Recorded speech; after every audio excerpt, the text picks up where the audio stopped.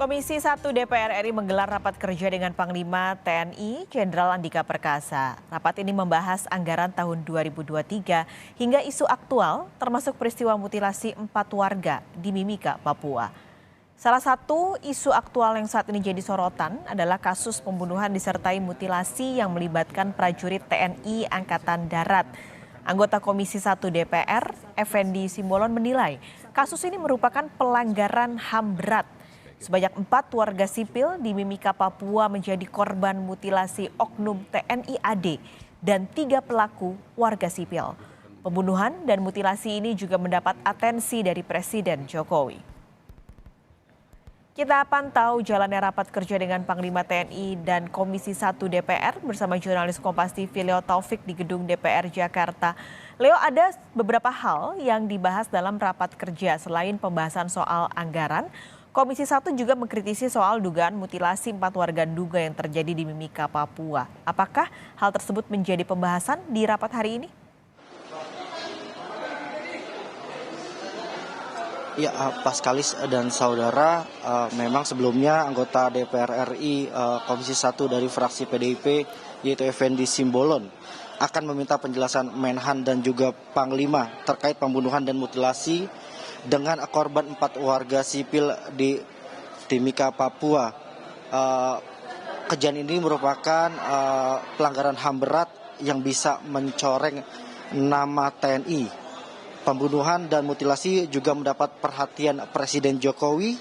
Presiden Jokowi meminta untuk mengusut tuntas warga ataupun korban 4 warga sipil di Mimika, Papua. Polisi mengungkap kejadian bermula saat korban dan pelaku sepakat transaksi senjata api di Jalan Budi Utomo, Mimika, Papua pada 22 Agustus lalu. Korban pun menganiaya pelaku karena senjata yang dijual palsu. Namun penganiayaan ini membuat korban dibunuh oleh pelaku. Sementara Puspom AD mengatakan 6 anggota TNI telah menjadi tersangka dan ditahan di penjara polisi militer Kodam Cendrawasih, Papua. 1 berpangkat mayor, 1 berpangkat kapten, 1 praka, dan 3 lainnya berpangkat peratu. Sementara pelaku lainnya dari warga sipil ditangani oleh pihak kepolisian.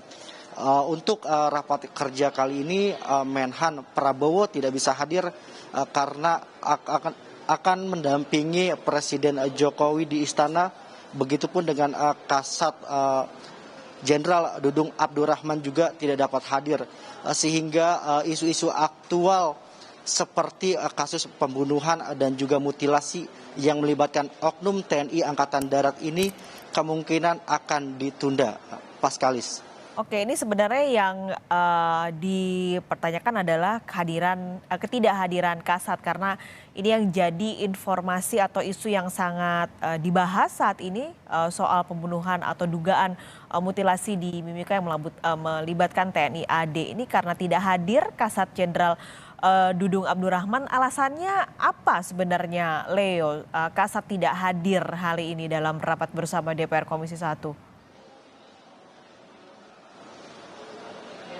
Ya, tadi saat awal atau sebelum pembukaan rapat, Wakasat menjelaskan bahwa Kasat Jenderal TNI Dudung Abdurrahman tidak bisa hadir karena harus mengecek langsung kesiapan personil yang akan diberangkatkan menuju Papua ataupun memiliki misi khusus di Papua.